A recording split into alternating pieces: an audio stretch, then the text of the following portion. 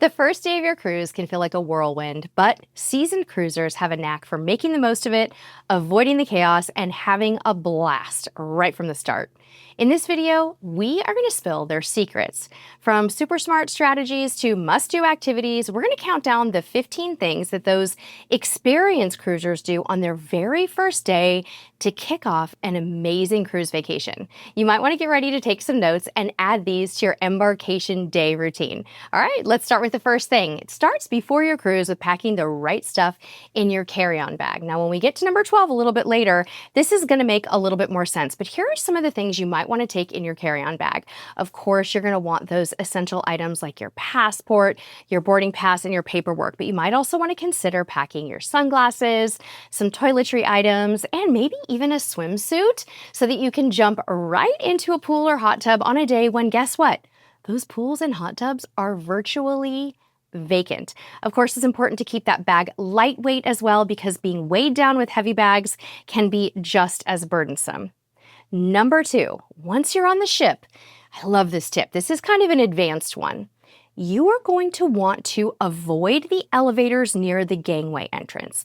So right when you get on that ship, that first moment, usually the elevators that you see closest to you, they're a hot mess. They are super duper crowded and you don't want to be anywhere near those. So walk a little out of the way, maybe go to the forward or the aft of the ship. And if you need to use an elevator to get up to the pool deck or get up to the buffet to start your cruise or get to your stateroom if it's ready, use a different elevator than the one you see right in front of you because everybody else has the same idea. Number 3. If you know that you are prone to seasickness, now is time to either take that medication or get that patch that your doctor prescribed to you on the back of your ear. Do not wait until you feel sick. This next tip is probably the very best tip of all, and that is to avoid the buffet on your first day. Now, of course, if you really love the buffet and you don't mind a little bit of crowding, you can totally go and eat your lunch at the buffet. But there's probably going to be 2,000 to 4,000 people who are doing the exact same thing. If you must go to the buffet, it's best to go early or a little bit later, but here are some alternative options. This is really going to depend on what cruise ship you're on. Let's just say you're on a Princess cruise. You could always go to the main dining room. You could go to one of the pizza places. You could do something poolside. Maybe you're on Carnival. On Carnival, you could go grab a Guy's Burger or Blue Iguana. There are so many things you can do. Royal Caribbean has lots of different free options for food as well that are different from the buffet. And you guys, you don't have to go to that crowded spot. It can feel frantic and rush, and it's just not that fun. Of course, you're going to want to also get the muster drill over with. Probably should have said something about this a little earlier in the video, because really, if you can kind of just knock that out right when you walk on the ship, you're going to feel so much better. Usually it involves watching some kind of a video in your room or on your phone, and then you're going to report to a little muster station. They're going to scan your card. You want to knock that thing out so you can move on to the next thing, which might just be to unpack. Now, really pro seasoned cruisers, they say that once they unpack, they feel so much more like their vacation has started. Now, sometimes it takes a little while for the bags to get to you, which is why the number 1 tip that we told you about getting everything you might need for those first few hours into that bag you carry with you is important. But once you get your bags, get everything put away in your room. Slide your packing cubes onto the shelves, hang up your clothes, put stuff away in the bathroom, get things bedside that feel nice and cozy, get your vanity all set up, and you're going to feel better.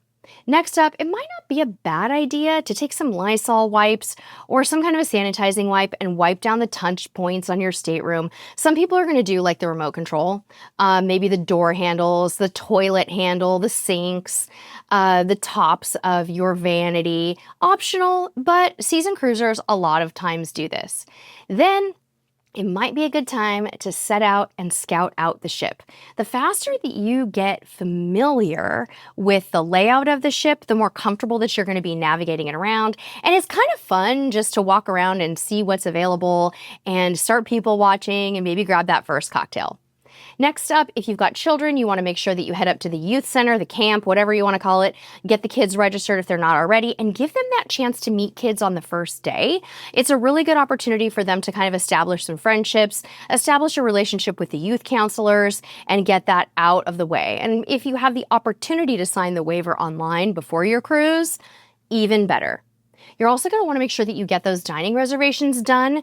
If you can do it before you get on the ship, great. But if you can't, you're going to want to do it on the first day when they have like a dining reservation desk, a dining reservation line, whatever you need to do, wherever you need to go get those reservations done before your time preferences fill up.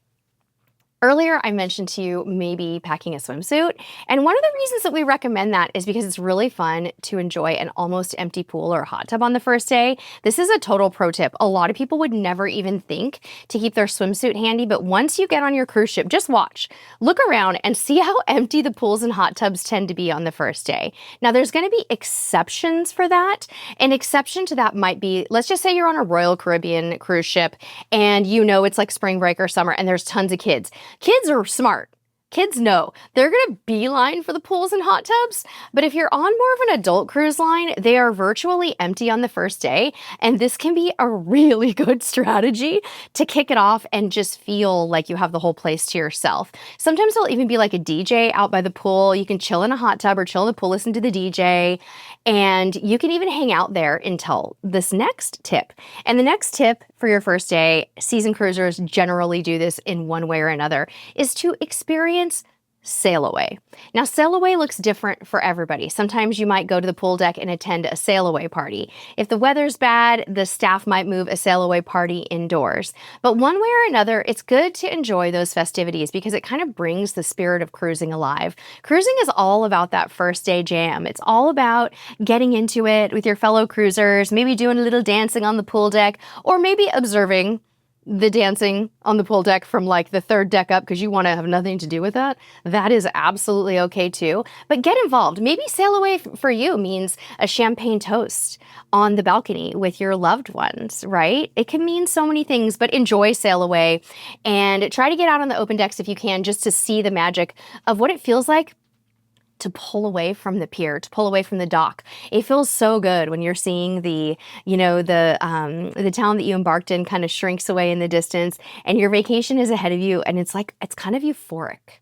You have this whole entire getaway ahead of you and it's just going to feel so, so good.